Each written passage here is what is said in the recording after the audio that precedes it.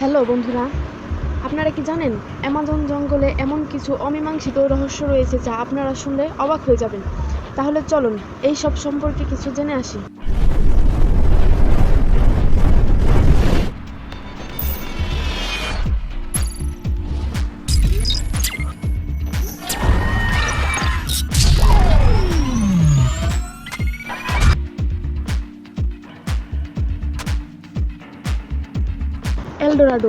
Eldorado হচ্ছে একটি সোনার শহর যা অ্যামাজন জঙ্গলের অনেক গভীরে অবস্থিত বলে বিশ্বাস করা হয়।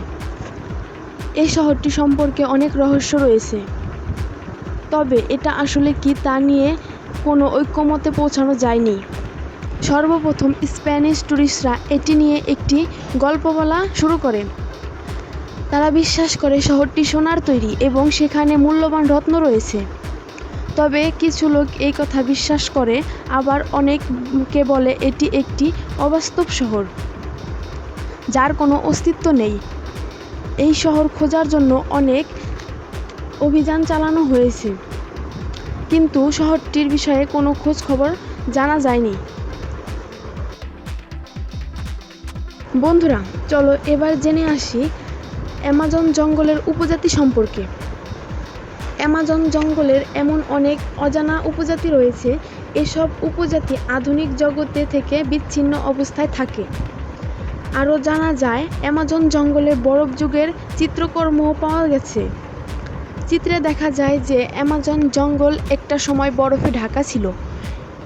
এসব নিয়ে উপজাতিরা চিত্র তৈরি করেছিল, তবে চিত্রটা কিভাবে তৈরি করা হয়েছে তা নিয়ে মানুষের মনে হাজারো প্রশ্ন রয়েছে।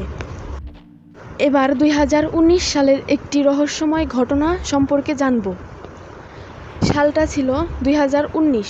তখন অ্যামাজন জঙ্গল থেকে পাওয়া যায় এক অভিনব প্রজাতির তিমির মৃতদেহ। ধারণা করা হয় আটলান্টিক থেকে অ্যামাজন জঙ্গলে আসে এই তিমি, কিন্তু যখন তিমিটি পাওয়া যায় তখন ছিল ফেব্রুয়ারি মাস। এই সময় সাধারণত শীতকাল থাকে না, দ্বিধায় তিমি মাছ থাকার কথা না। তবে এই তিমি এখন কিভাবে জঙ্গলে আসলো তা জানা সম্ভব হয়নি। 2013 সালে অ্যামাজন জঙ্গলের মধ্যে আরও একটি অদ্ভুত কাঠামো পাওয়া যায়, কিন্তু তার কোনো পরিচিত ছিল না। কেউ মনে করে এটি একটি মাকড়সার বাসা হতে পারে, আবার অনেকে মনে করেন এটি প্রাচীন সংস্কৃতির একটি প্রতীক। এটি এমন এক বন যা অনেক রহস্য ধারণ করেছে, কিন্তু সেই সব রহস্যর উদ্ঘাটন করা সম্ভব হয়নি। বন্ধুরা, ধন্যবাদ সবাইকে ভিডিওটা শেষ পর্যন্ত দেখার জন্য। আজকের ভিডিও এ পর্যন্তই।